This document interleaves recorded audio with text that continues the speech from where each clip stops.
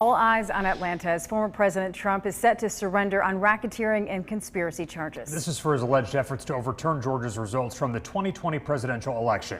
We have team coverage for you tonight, starting with WVTM 13's Jarvis Robertson.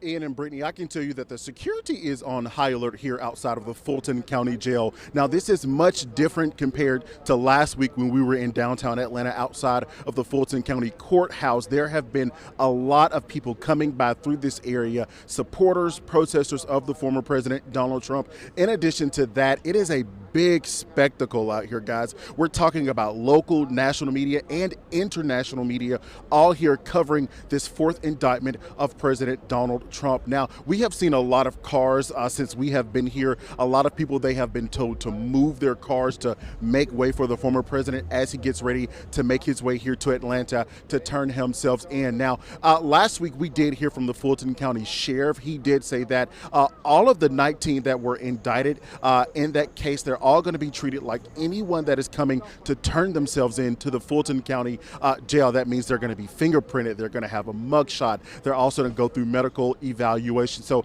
a lot to come with this case, this fourth indictment for the former president. Now, many of his co-defendants, they have turned themselves in and have since bonded out, and we have also seen their mugshot. So we're expecting to see the former president's mugshot as well. Now, with the protesters and the supporters and the opposers that are out here right now, very interesting.